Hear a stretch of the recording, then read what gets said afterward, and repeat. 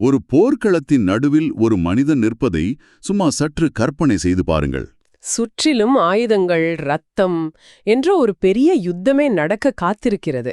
ஆமாம், ஆனால் அந்த மனிதனின் ஒரு கையில் ஆயுதம் இருக்கிறது, மறு கையிலோ ஒரு புல்லாங்குழல் இருக்கிறது. இது கொஞ்சம் விசித்திரமா இருக்கு இல்லையா? கண்டிப்பாக.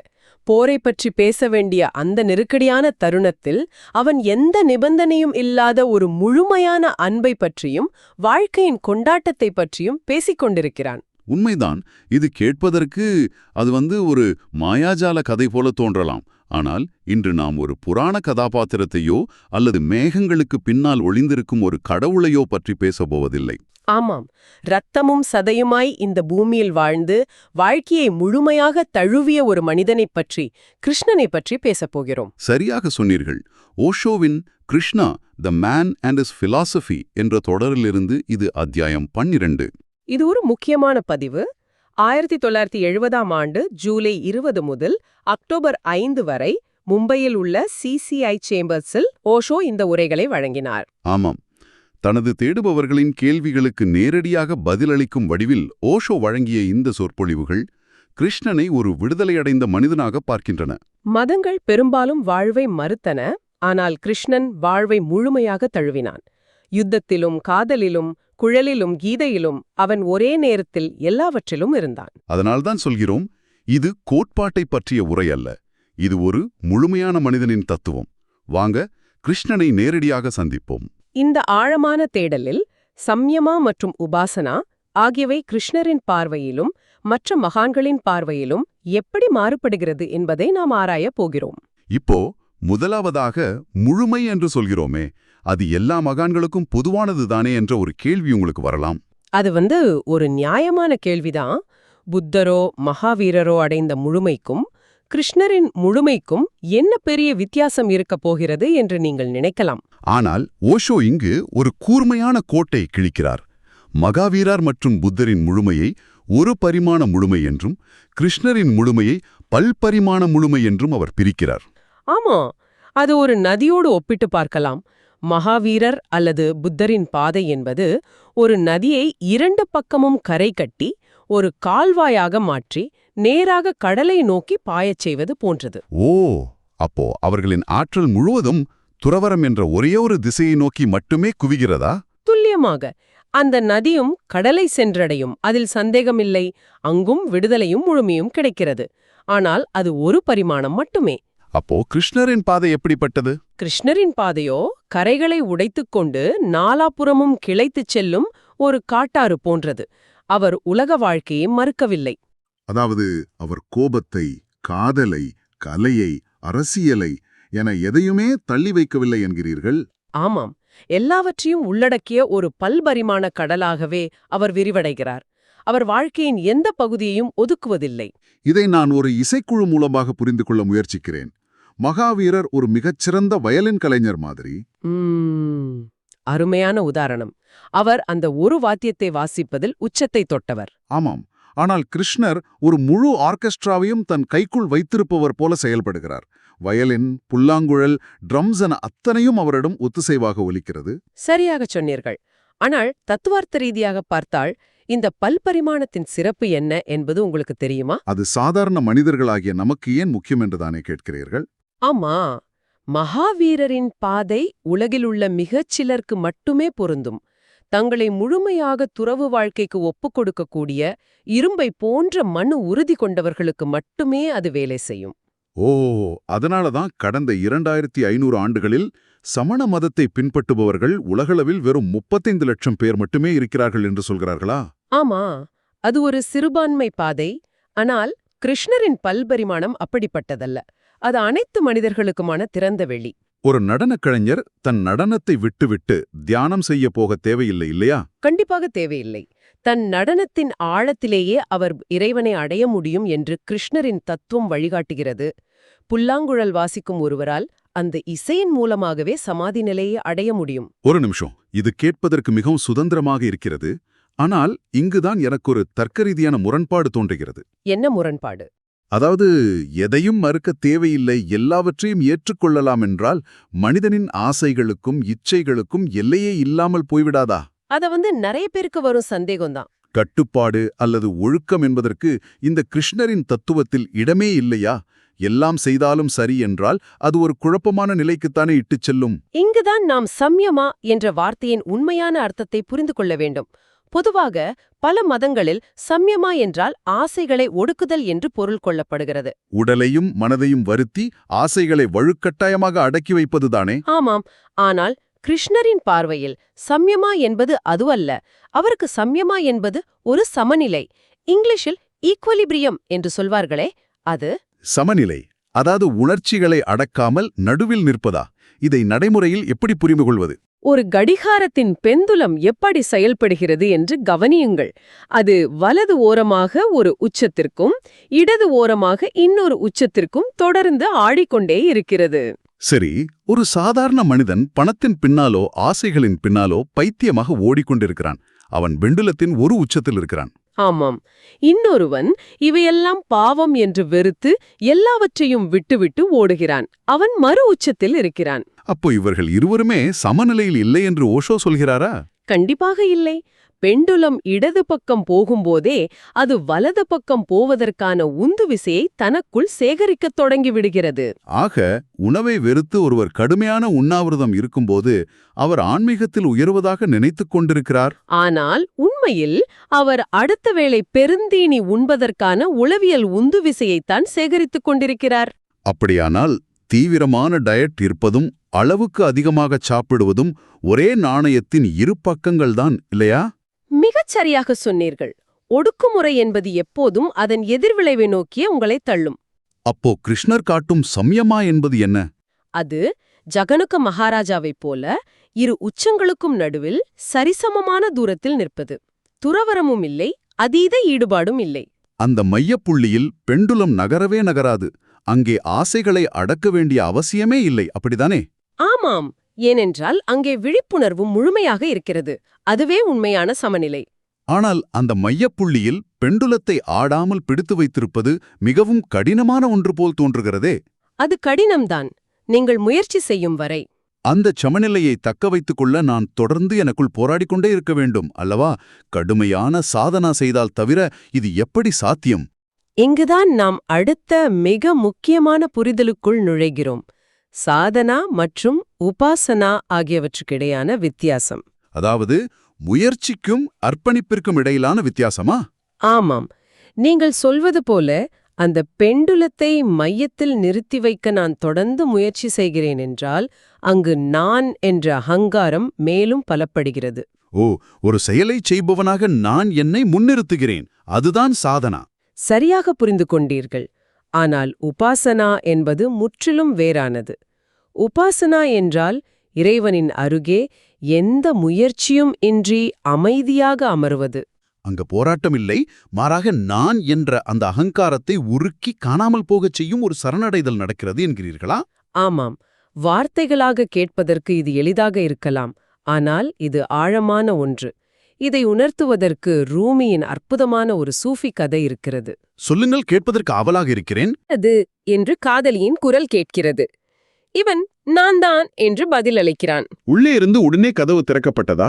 இல்லை, உள்ளே எந்த பதிலும் இல்லை. ஒரு முழுமையான அமைதி நிலவுகிறது. கதவு திறக்கப்படவே இல்லை. பல வருடங்கள் கடந்து போகின்றன. பல வருடங்களா? பிரிவின் வழியில் அவன் தவித்திருப்பானே. ஆமாம். பல ஊர்களில் அலைந்து திரிந்து வெந்து தணிந்த பிறகு மீண்டும் வந்து அதே கதவை தட்டுகிறான்.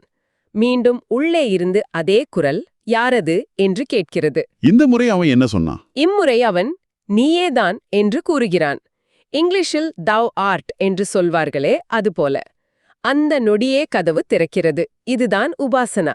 அப்போ நான் என்ற ஒன்று இருக்கும் வரைக்கும் அங்கே இருமை இருக்கும். உங்களுக்கும் பிரபஞ்சத்திற்கும் இடையில் ஒரு பெரிய இடைவெளி இருக்கும், இல்லையா? ஆமாம். நான் முழுவதுமாக அழிந்து நீ மட்டுமே எஞ்சும் போதுதான் கதவு திறக்கிறது. இது ஒரு கவித்துவமான கதை. ஆனா ஒரு விஷயத்தை நாம் யோசிக்க வேண்டும். நாம் சிறுவயதிலிருந்தே கடின உழைப்பே வெற்றி தரும் என்றுதானே மூளைச்சலவை செய்யப்பட்டிருக்கிறோம். ஆமாம். அது நம்ம சமூகத்தின் பொதுவான நம்பிக்கை. எந்த பலனும் உழைக்காமல் கிடைக்காது என்பதுதானே உலகத்தின் விதி.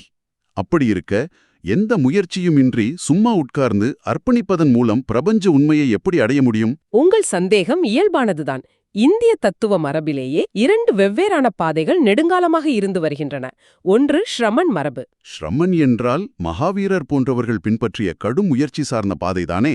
ஆமாம், கடின உழைப்பும் சுய கட்டுப்பாடும் இல்லாமல் எதுவும் கிடைக்காது என்பது அவர்கள் வாதம். இன்னொன்று பிராமின் மரபு. இது ஜாதியை குறிக்கும் சொல்லல்ல, மாறாக அருள் சார்ந்த, அர்ப்பணிப்பு சார்ந்த பாதையை குறிப்பது. ஓ, கிருஷ்ணர் இந்த பாதையை சேர்ந்தவர்தானா? ஆமா, ஓஷோ இதை மிக அழகாக விளக்குகிறார். ஒரு பாத்திரத்தில் நீரை எடுத்து குளிர்சாதன பெட்டியில் வைத்தால் அது குளிர்ந்து பனிக்கட்டியாக மாறுகிறது. அது திடமாக இறுகி போகிறது. இதுதான் சாதனா. பல வருட முயற்சியில் அகங்காரம் அங்கே இரும்பைப் போல இறுகுகிறது. ஆமா, ஆனால் அதே நீரை சூடாக்கினால் என்னவாகும்? அது ஆவியாக மாறி எந்த உருவமும் இன்றி வானில் கலந்து பரவுகிறது. ஆவியான நீரை நம்மால ஒரு குறிப்பிட்ட எல்லைக்குள் அடைக்க முடியாது இல்லையா? முடியாது. அதுதான் உபாசனா. அங்கே எல்லையே இல்லாத தன்மையில் நான் கரைந்து விடுகிறது. பனிக்கட்டி மற்றும் நீராவி, இது உண்மையிலே ஆழமான ஒரு விளக்கம். சரி, அந்த நீராவி போல என்னிடமுள்ள நான் என்ற அகங்காரம் முழுமையாக அழிந்துவிட்டால் அதன் பிறகு எனக்கும் அந்த இறைவனுக்கும் இடையில் என்ன மாதிரியான உறவு இருக்கும்? இதை விளக்க ஓஷோ மார்ட்டின் பூபர் என்ற புகழ்பெற்ற தத்துவவாதியின் கருத்தை மேற்கோள் காட்டுகிறார். பூபர் நானும் நீயும் என்ற ஆழமான உறவை பற்றி பேசினார். அதாவது இறைவனை நீ என்று விழித்து முழுமையான அன்போடு உறவாடுவதுதான் உச்சம் என்று அவர் நம்பினாரா? ஆமா, ஆனா ஓஷோ இங்கு பூபரோடு முரண்படுகிறார். அன்பில் கூட, உறவில் கூட இருவர் என்ற பிரிவு இருக்கும் வரைக்கும் அங்கே ஏதோ ஒரு வகையில அதிருப்தி மிஞ்சித்தான் தீரும் என்கிறார் ஓஷோ. அப்போ உபாசனாவில என்ன நடக்கிறது? பக்தி மார்க்கத்தின் உச்சகட்ட எல்லையில் நான் என்ற வார்த்தை மட்டும் மறைவதில்லையா? ஆமாம், நான் என்ற வார்த்தை மட்டும் மறைவதில்லை, நீ என்ற வார்த்தையும் சேர்ந்து மறைந்து விடுகிறது. அங்கே இரண்டென்ற ஒன்றே இல்லை. அங்கே வெறும் மௌனம் மட்டுமே எஞ்சுகிறது. எந்த வார்த்தைகளாலும் அந்த நிலையை கூற முடியாது, அப்படிதானே? கண்டிப்பா. இதை உணர்த்த 1857ஆம் ஆண்டு சிப்பாய் கலகத்தின் போது நடந்த ஒரு உண்மைச் சம்பவத்தை ஓஷோ குறிப்பிடுகிறார். ஒரு இந்திய சந்நியாசி 30 வருடங்களாக மௌன விரதம் இருந்து வாழ்ந்து வருகிறார். ஒரு வார்த்தை கூட பேசாமலா? ஆமா, அந்த பதற்றமான கலவர நேரத்தில் ஒரு பிரிட்டிஷ் சிப்பாய் அவரை உளவாளி என்று சந்தேகப்படுகிறான். அவர் ஏதோ சூழ்ச்சி செய்கிறார் என்று நினைத்து தன் கத்தியால் அந்த சந்நியாசியின் நெஞ்சில் குத்துகிறான். ஐயோ, அவர் இறந்து விட்டாரா? இரத்தம் பீரிட்டு வருகிறது. அவர் கீழே விழுகிறார். ஆனால் சாகும் அந்த தருவாயில் 30 வருட அமைதியை உடைத்து அவர் வாய்விட்டு சத்தமாக சிரிக்கிறார். பிரிட்டிஷ் சிப்பாய்க்கு ஒன்னும் புரிஞ்சிருக்காதே. ஆமா, அவனுக்கு புரியவில்லை. அந்த சந்நியாசி சிரித்துக்கொண்டே உபநிடத வாக்கியமான தத்துவமசி ஸ்வேதகேது என்று கூறிவிட்டு உயிரை விடுகிறார். தத்துவமசி என்றால் அதுவே நீயாக இருக்கிறாய் என்பதுதானே? சரியாக சொன்னீர்கள். தன்னை கொன்றவனே பார்த்து அந்த சந்நியாசி, நீ யாயைக் கொள்கிறாய்? இந்த கத்தியும் நீதான், இரத்தமும் நீதான், குத்துபவனும் நீதான், குத்து வாங்குபவனும் நீதான் என்று உணர்த்துகிறார். அந்த பிரபஞ்ச உண்மைதான் நாம் இருவரும் என்று சொல்கிறார். ஆமா, அந்த எல்லையற்ற இருமையற்ற உண்மையை எந்த சாதாரண வார்த்தைகளாலும் விளக்க முடியாது. மரணத்தின் தருவாயில் எழும் இதுபோன்ற செயல்களாலும் மௌனத்தாலும் மட்டுமே அதை சுட்டிக்காட்ட முடியும். இந்த கதை எனக்குள் ஒரு பெரிய நடுக்கத்தை ஏற்படுத்துகிறது. 30 வருட மௌனத்தின் முடிவில் மரணத்தை சிரித்துக்கொண்டே எதிர்கொள்வது என்பது சாதாரணமான விஷயமல்ல. உங்களைப் போலவே பலருக்கும் இது பெரும் தாக்கத்தை ஏற்படுத்தும். ஆனால் எனக்கு இங்கு ஒரு தத்துவார்த்தமான கேள்வி எழுகிறது. உண்மையை வார்த்தைகளால் சொல்ல முடியாது, அது எல்லாமும் ஒன்றாக இருக்கும் ஒரு நிலை என்றால் இந்த பிரபஞ்சத்தின் இருப்பை நாம் அறிவுபூர்வமாக எப்படி புரிந்து கொள்வது? நீங்கள் அதை குறிப்பிடுகிறீர்கள். பிரெஞ்சு தத்துவவாதி ஜீன் பால் சார்த்ரே ஒரு புகழ்பெற்ற வாக்கியத்தை சொல்வார், இருப்பு முந்தியது, சாராம்சம் பிந்தியது என்று. ஓ, எக்ஸிஸ்டன்ஸ் precedes essence. ஆமா, அதாவது முதலில் ஒரு மனிதனோ பொருளோ வெறும் ஜடமாக பிறக்கிறது. அதன் பிறகுதான் அது தனக்கான அர்த்தத்தையும் சாராம்சத்தையும் உருவாக்கிக் கொள்கிறது என்கிறார். இது கிருஷ்ணரின் தத்துவத்துக்கு பொருந்துமா? சார்த்ரேயின் இந்த கூற்றை ஓஷோ முற்றிலுமாக மறுக்கிறார். தத்துவவாதிகள் பல காலமாக முட்டையா கோழியா எது முதலில் வந்தது என்று தர்க்கம் செய்து கொண்டிருக்கிறார்கள். சார்த்ரேயின் பார்வையில் முட்டை முதலில் வருகிறது, பிறகுதான் அதிலிருந்து கோழி என்ற சாராம்சம் பிறக்கிறது.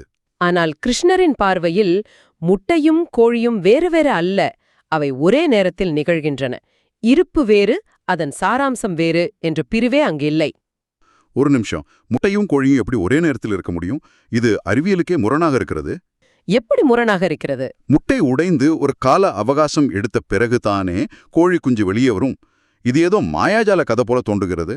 நமது சாதாரண கண்களுக்கு நேரத்தின் அடிப்படையில் பார்க்கும்போது அப்படி தெரியலாம். ஆனால் அறிவியலே இப்போது இதை ஒத்துக்கொள்ள தொடங்கிவிட்டது. அப்படியா? ஏதாவது உதாரணம் இருக்கிறதா? இதை விளக்க ஆக்ஸ்போர்ட் பல்கலைக்கழகத்தின் டி லா வார் ஆய்வகத்தில் நடந்த ஒரு நம்ப முடியாத சோதனையை ஓஷோ மேற்கோள் காட்டுகிறார். அந்த சோதனையில் என்ன நடந்தது? அந்த ஆய்வகத்தில் மிகவும் நுட்பமான கதிர்வீச்சுகளை பதிவு செய்யக்கூடிய ஒரு கேமராவில் ஒரு செடியில் இருந்த மலராத ஒரு பூவின் மொட்டை புகைப்படம் எடுத்தார்கள். ஒரு மொட்டை படம் எடுத்தார்களா? சரி, அதில் என்ன அதிசயம்? அந்த புகைப்படத்தை பிரிண்ட் செய்து பார்த்தபோது ஆராய்ச்சியாளர்களே அதிர்ந்து போனார்கள். அதில் மொட்டு பதிவாகவில்லை, மாறாக எதிர்காலத்தில் மலரப்போகும் முழுமையாக மலர்ந்த பூவின் உருவம் பதிவாகியிருந்தது. எப்படி? மலராத மொட்டை படம் எடுத்தா மலர்ந்த பூ எப்படி கேமராவால் பதிவாகும்? அந்த கேமரா என்ன எதிர்காலத்தை பார்க்கும் கால இயந்திரமா? இதற்கு பின்னால் உள்ள அறிவியல் என்ன? ஆற்றல் அலைகளாக ஏற்கனவே இருந்திருக்கிறது. ஓ, அதைத்தான் அந்த அதிநவீன கேமரா பதிவு செய்திருக்கிறதா? ஆமா, இதை குவாண்டம் இயற்பியலோடு எளிதாக பொருத்தலாம். குவாண்டம் அறிவியலில் ஒரு எலக்ட்ரான் ஒரே நேரத்தில் கண்ணுக்கு தெரியும் துகளாகவும் இருக்கிறது, அதே நேரம் கண்ணுக்கு தெரியாத ஆற்றல் அலையாகவும் இருக்கிறது அல்லவா? ஆமா, நீங்கள் அதை அளவிடும்போதுதான் அது துகளாக மாறுகிறது. அதுபோலத்தான் மலர்ந்த பூ என்ற ஆற்றல் அலை மொட்டு என்ற துகளுக்குள் ஏற்கனவே உறைந்திருக்கிறது. அதனால்தான் இருப்பும் அதன் சாராம்சமும் ஒரே நேரத்தில் நிகழ்கின்றன என்கிறார் ஓஷோ. இது எனக்குள் பல திறப்புகளை ஏற்படுத்துகிறது. இருப்பு, சாராம்சமெல்லாம் ஒன்றுதான்.